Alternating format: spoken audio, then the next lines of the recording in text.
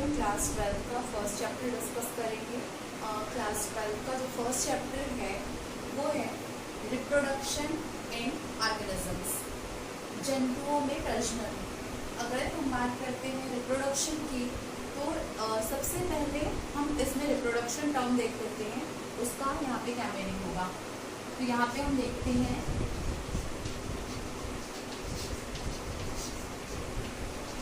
Reproduction, ठीक है। Reproduction को हिंदी में जो जनन या इसके लिए प्रजनन वर्ड यूज किया जाता है। री का मतलब होता है पुनः, प्रोडक्शन का मतलब होता है प्रोडक्शन करना या उत्पादन करना, ठीक है। तो यहाँ पे सबसे पहले हमें रिप्रोडक्शन की जनरल डेफिनेशन देखनी है कि रिप्रोडक्शन एक्चुअल में होता क्या है, ठीक है। सबसे पहले अगर हम जाएं इवोल्यूशन पे, तो इवोल्यूशन पे अगर हम देखें तो ह्यूमन का जो चाइल्ड है वो ह्यूमन होगा, ठीक है। अगर हम देखें कि प्लांट, मैंगो का प्लांट है तो उसके जो सीड है उससे मैंगो का ही प्लांट जनरेट होगा, ठीक है। तो ये जो प्रोसेस है, एक जो एनिमल है या एक प्लांट या कोई भी ऑर्गेनिज्म जो अपने से इंडिविजुअल को प्रोड्यूस करता है, बनाता है, उसे हम क्या बोलेंगे, रिप्रोडक्शन कहेंगे, ठीक है। तो अगर हम रिप्रोडक्शन का नॉर्मल इसकी इंपॉर्टेंट टर्म्स देखें तो सबसे पहले reproduction is the biological process. Biological process ये क्या है, एक जैविक प्रक्रिया है। बायोलॉजिकल मतलब जीवों में होने वाली, क्योंकि हर एक ऑर्गेनिज्म के अंदर ये वाली जो प्रोसेस है वो कंप्लीट होगी। देन अगर हम देखें तो रिप्रोडक्शन से जो नेक्स्ट हमारा टर्म है, रिप्रोडक्शन से क्या होते हैं, हमने बोला था कि उसी के जैसे जो जीव हैं या ऑर्गेनिज्म हैं वो क्या होंगे, बनेंगे। जैसे हम देखते हैं नॉर्मली कि ह्यूमन का बच्चा ह्यूमन होता है, ठीक है। मनुष्य का जो बच्चा होगा वो मनुष्य ही होगा। तो यहाँ पे जो सेकंड जो यहाँ पे टर्म यूज करेंगे, क्या लिखेंगे, सेम इंडिविजुअल।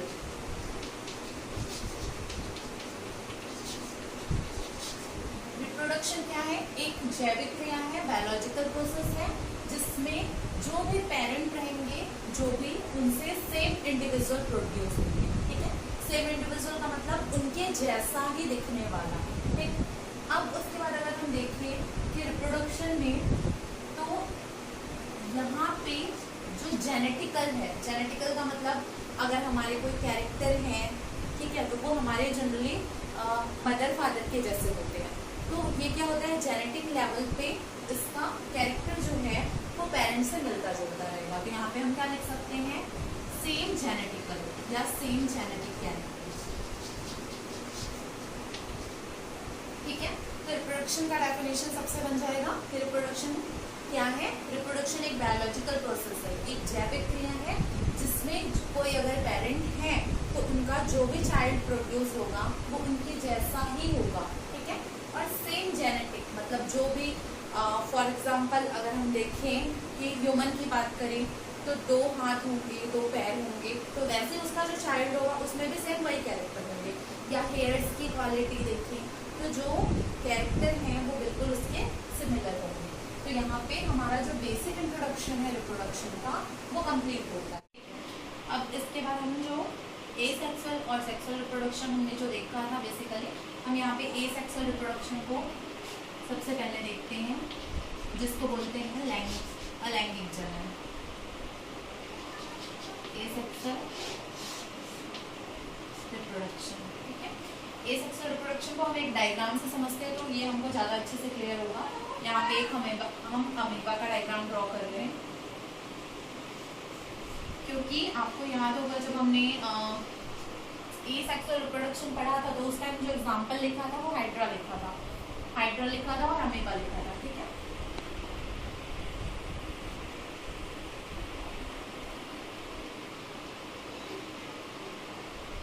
ये उसका जेनेटिक मटेरियल है, डीएनए है।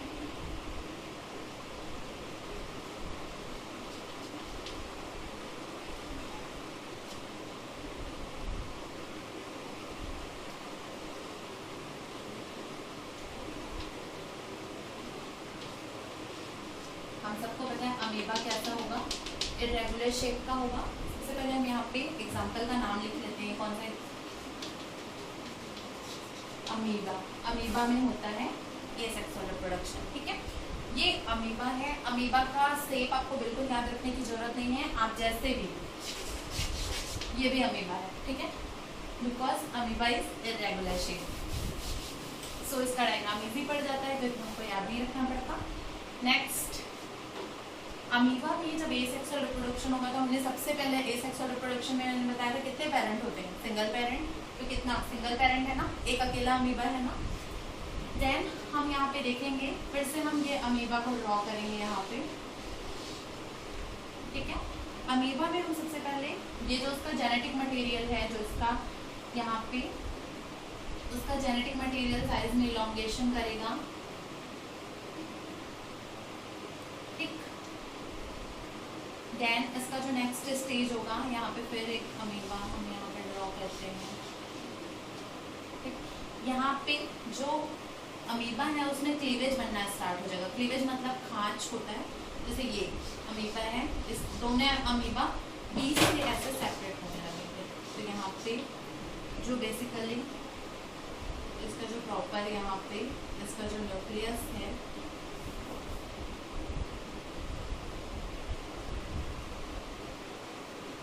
ठीक है, वो इस टाइप का अमीबा में यहाँ पे आ जाएगा। तो उसका जो न्यूक्लियस है, यहाँ पे क्लीवेज बनना स्टार्ट हो गया, ये हम देख रहे हैं। देन यहाँ पे ये जो डायग्राम है वो हम यहाँ पे अलग से बना रहे। ये जो अमीबा है, इससे यहाँ पे 2 न्यू अमीबा जनरेट होंगे, तो 2 न्यू अमीबा यहाँ पे हम बना लेते हैं।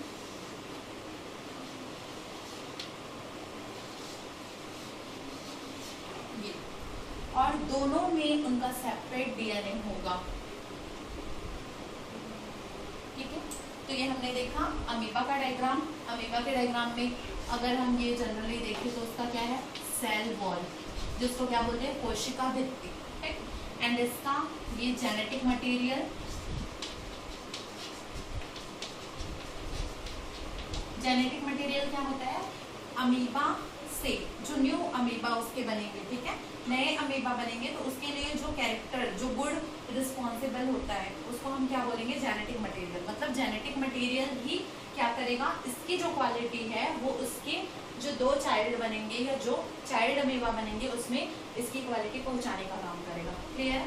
सबसे पहले हम स्टेप देखते जाते हैं। एसेक्सुअल रिप्रोडक्शन में हमने बोला था कितना पेरेंट होगा, सिंगल। यहाँ पे आपको दिखाई दे रहा सिंगल अमीबा, यस, 2 तो नहीं दिख रहे ना, ठीक है। तो यहाँ पे सिंगल अमीबा है। अमीबा के बाद क्या होता है, देखो हमको दिख रहा है कि इसका जो जेनेटिक मटेरियल है वो साइज में इलोंगेट हो रहा है, बड़ा हो रहा है। ठीक है, देन यहाँ पे उसके बीच क्लीवेज बन रहा है। क्लीवेज के बाद क्या हो रहा है, जो अमीबा है वो टूट के 2 टुकड़ों में बढ़ जा रहा है। ठीक, फॉर एग्जाम्पल आप ये चौक ले रहे हो, ठीक है, चौक इज अमीबा, ठीक है, एंड आप इसको क्या कर रहे हो, तोड़ रहे हो, ये क्या हुआ, 2 टुकड़ों में बढ़ गया। तो ये एसेक्सुअल रिप्रोडक्शन का, ऐसे आप इसको याद रख सकते हो। क्लियर है?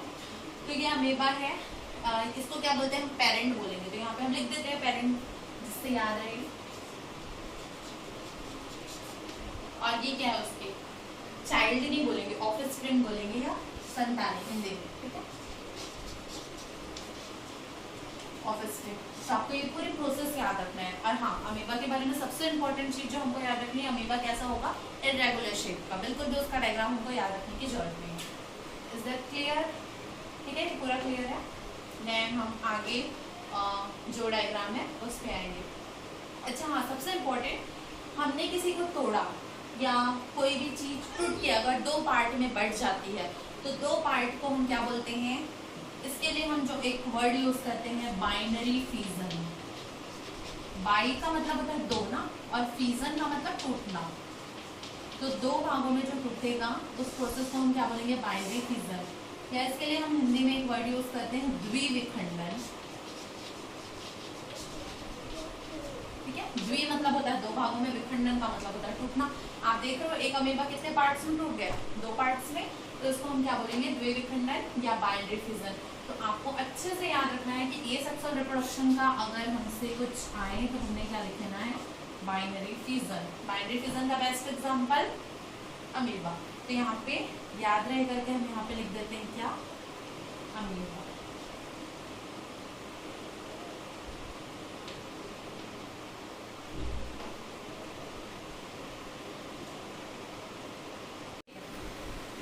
रिप्रोडक्शन इन ऑर्गेनिज्म में अगर हम बात करें तो यहाँ पे एक और इम्पॉर्टेंट जो टर्म आता है, एक इम्पॉर्टेंट वर्ड जो आता है, लाइफ स्पॉन। लाइफ स्पॉन को हिंदी में बोला जाता है जीवन अवधि।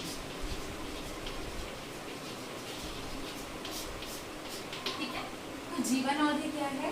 जैसे जो उसका बर्थ हुआ है, ठीक है, और जो उसका डेथ हुआ है, उसके बीच का जो टाइम है उसको हम क्या बोलते हैं? जीवन अवधि। तो जीवन अवधि मतलब जैसे अगर हम देखते हैं कोई ह्यूमन है ना, कोई ह्यूमन है, अगर वो 2000 में अगर उसका जन्म होता है, ठीक, और अगर उसकी जो डेथ है वो 2050 में होती है, ठीक है, तो ये उसका बर्थ है, बर्थ मतलब उसका जो जन्म है वो, ठीक है, और ये उसका डेथ है। तो इसके बीच का जो डिफरेंस है कितना आ रहा है? 50 साल, ठीक है, तो वो टोटल कितना जिंदा रहा? 50 ईयर्स, 50 साल। तो ये जो उसके डेथ और बर्थ के बीच का जो अंतर होता है, जो डिफरेंस होता है, उसको हम क्या बोलते हैं? Life spawn. ठीक, जनरली ह्यूमन के केसेस पे एवरेज जो एज है 70 to 80 या 60 to 70 ईयर्स है। तो यहाँ पे ये वाला जो टर्म है एनसीईआरटी में दिया हुआ है कि लाइफ स्पॉन क्या होता है। तो हम यहाँ पे जनरल साइज से लिख सकते हैं डेथ माइनस बर्थ। ठीक है, तो जो डेथ होगा उससे हम बर्थ वाला जो ईयर होगा उससे माइनस करेंगे तो हमको जो उनके बीच का जो डिफरेंस है, जो लाइफ स्पॉन है, वो हमको मिल जाएगा। ठीक है, हम अलग अलग एनिमल्स का लाइफ स्पॉन देखेंगे कि वो कितने साल तक जिंदा रहते हैं। जैसे पैरेट है, वो कितने टाइम तक जिंदा रहता है, कितने टाइम तक एवरेज जिंदा रह सकता है। ठीक है, तो अलग अलग एनिमल्स का जो लाइफ स्पॉन का जो टेबल है वो नेक्स्ट लेक्चर में आगे डिस्कस करेंगे। अभी हम जनरल डेफिनेशन देख रहे हैं, बेसिक इंट्रोडक्शन देख रहे हैं कि जीवन अवधि क्या होती है। क्लियर है सबको?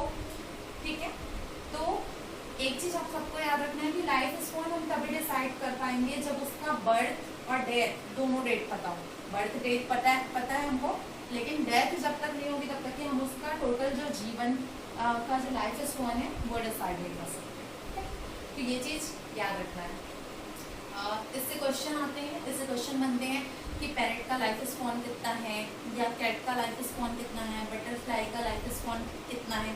तो अलग अलग इससे क्वेश्चन फ्रेम होते हैं। तो यहाँ पे जो हमको इम्पोर्टेंट चीज़ याद रखनी है कि इस जो टॉपिक है इससे क्वेश्चन बनते हैं। ये इसका टेबल हम अलग से डिस्कस करेंगे। अभी हम सबका नॉर्मली डेफिनेशन डिस्कस कर रहे हैं। ये क्लियर है? ठीक,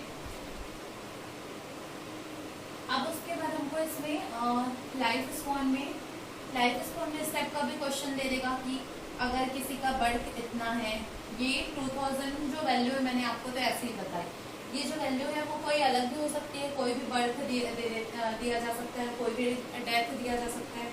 जैसे हम जनरली यहाँ पे लिख लेते हैं अगर 2001, ठीक है, ये किसी का बर्थ है, मतलब उसका जन्म कब हुआ है? 2001 में। ठीक है, और उसकी जो डेथ है वो यहाँ पे 2068 है आगे।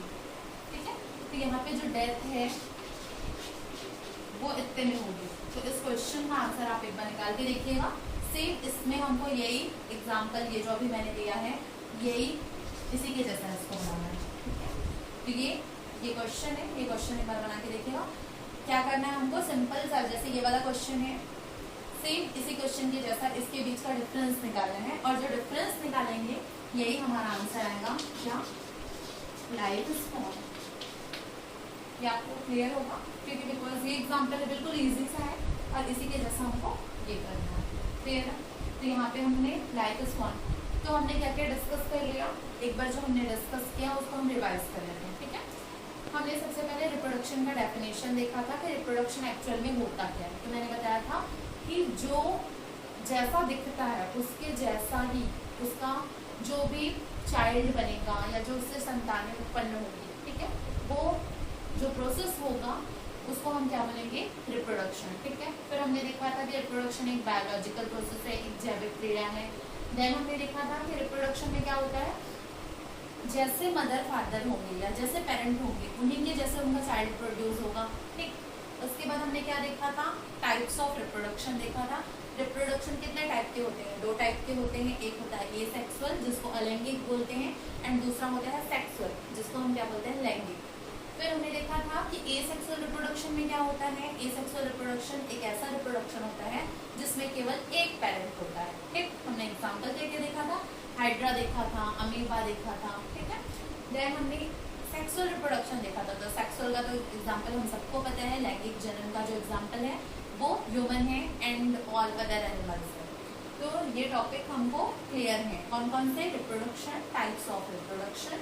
एंड जो आज हमने ये वाला टॉपिक देखा, लाइफ स्पॉन। लाइफ स्पॉन में हमने जीवन अवधि के बारे में डिस्कस किया, यानी कि कोई जन्म लेता है और किसी की डेथ होती है तो उसके बीच का जो अंतर है, जो बीच का जो डिफरेंस है, उसको क्या बोलते हैं, जीवन अवधि। ठीक है, जैसे एक ह्यूमन की बात करें, वो 2001 में पैदा होता है। ठीक है, और उसकी डेथ अगर हम फ्यूचर में देखते हैं 2068 में होती है, तो उसकी लाइफ स्पॉन कैसे निकालेंगे हम, तो जो डेथ होगा उसे हम बर्थ को क्या कर देंगे, माइनस कर देंगे। तो बिल्कुल सिंपल सा है। तो हमको ये वाला थोड़ा सा यहाँ पे याद रखना है कि लाइफ स्पॉन होता क्या है, ये इम्पोर्टेंट है, इससे क्वेश्चन बनते हैं।